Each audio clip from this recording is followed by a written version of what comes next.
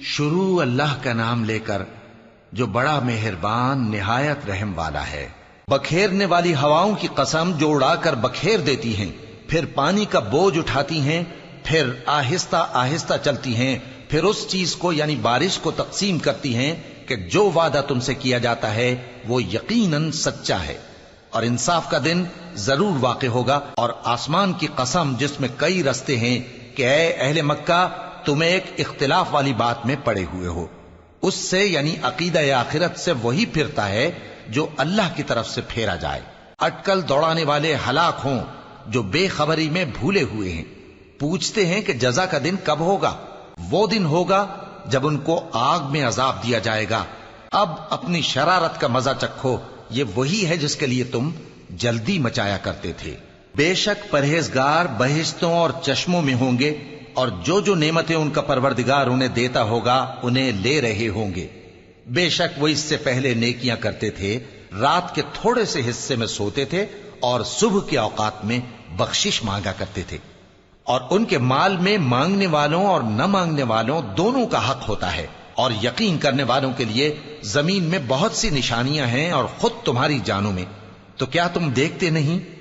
اور تمہارا رزق اور جس چیز کا تم سے وعدہ کیا جاتا ہے آسمان میں ہے، تو آسمان اور زمین کے مالک کی قسم یہ اسی طرح قابل یقین ہے جس طرح تم بات کرتے ہو۔ اے نبی، کیا تمہارے پاس ابراہیم کے معزز مہمانوں کی خبر پہنچی ہے؟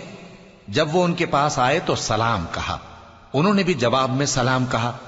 دیکھا تو ایسے لوگ کہ نہ جان نہ پہچان۔ پھر وہ اپنے گھر جا کر ایک بھنا ہوا موٹا بچڑا لائے اور کھانے کے لیے ان کے آگے رکھ دیا۔ کہنے لگے کہ آپ تناول کیوں نہیں فرماتے؟ اور ان سے خوف محسوس کیا۔ انہوں نے کہا کہ خوف نہ کیجے، اور ان کو ایک دانش مند لڑکے کی بشارت سنائی۔ تو ابراہیم کی بیوی چلاتی آئیں اور اپنا منہ پیٹ کر کہنے لگیں کہ ایک تو میں بڑھیا، اوپر سے بانجھ۔ انہوں نے کہا تمہارے پروردگار نے یوں ہی فرمایا ہے، وہ بے شک صاحب حکمت ہے، خبردار ہے۔ ابراہیم نے کہا کہ فرشتوں، اب تمہارا اصل کام کیا ہے؟ انہوں نے کہا کہ ہم گناہگاروں کی طرف بھیجے گئے ہیں تاکہ ان پر گارے کی پتھریاں برسائیں جن پر حد سے بڑھ جانے والوں کے لیے تمہارے پروردگار کے ہاں سے نشان کر دیے گئے ہیں۔ پس وہاں جتنے مومن تھے ان کو ہم نے نکال لیا، پھر اس بستی میں ہم نے ایک گھر کے سوا مسلمانوں کا کوئی گھر نہ پایا، اور جو لوگ عذاب علیم سے ڈرتے ہیں ان کے لیے ہم نے وہاں نشانی چھوڑ دی۔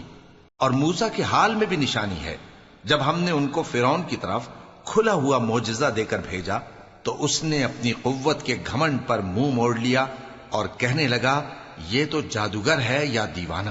تو ہم نے اس کو اور اس کے لشکروں کو پکڑ لیا اور ان کو سمندر میں پھینک دیا، اور وہ کام ہی قابل ملامت کرتا تھا۔ اور عاد کی قوم کے حال میں بھی نشانی ہے، جب ہم نے ان پر نامبارک ہوا چلائی، وہ جس چیز پر چلتی اس کو ریزہ ریزہ کیے بغیر نہ چھوڑتی۔ اور قوم سمود کے حال میں بھی نشانی ہے، جب ان سے کہا گیا کہ ایک وقت تک فائدہ اٹھا لو، پس انہوں نے اپنے پروردگار کے حکم سے سرکشی کی، سو ان کو کڑک نے آ پکڑا اور وہ دیکھ رہے تھے۔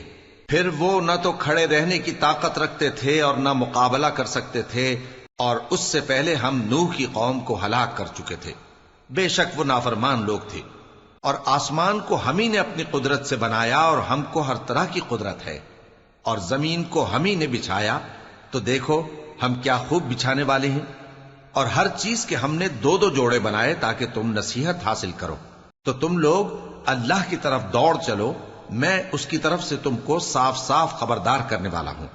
اور اللہ کے ساتھ کسی اور کو معبود نہ بناؤ، میں اس کی طرف سے تم کو صاف صاف خبردار کرنے والا ہوں۔ اسی طرح ان سے پہلے لوگوں کے پاس بھی جو پیغمبر آتا تو وہ بھی اس کو جادوگر یا دیوانہ کہتے۔ کیا یہ لوگ ایک دوسرے کو اسی بات کی وصیت کر مرے ہیں؟ نہیں، بلکہ یہ شریر لوگ ہیں۔ تو اے نبی ان سے منہ موڑ لو، تم کو ہماری طرف سے ملامت نہ ہوگی، اور نصیحت کرتے رہو کہ نصیحت مومنوں کو نفع دیتی ہے۔ اور میں نے جنوں اور انسانوں کو اسی لیے پیدا کیا ہے کہ وہ میری عبادت کریں۔ میں ان سے رزق تو نہیں مانگتا، اور نہ یہ چاہتا ہوں کہ وہ مجھے کھانا کھلائیں۔ اللہ ہی تو سب کو رزق دینے والا ہے، زور آور ہے، مضبوط ہے۔ سو کچھ شک نہیں کہ ان ظالموں کے لیے بھی عذاب کی نوبت مقرر ہے، جس طرح ان کے ساتھیوں کی نوبت تھی۔ تو ان کو مجھ سے عذاب جلدی نہیں طلب کرنا چاہیے، پھر جس دن کا ان کافروں سے وعدہ کیا جاتا ہے اس سے ان کے لیے خرابی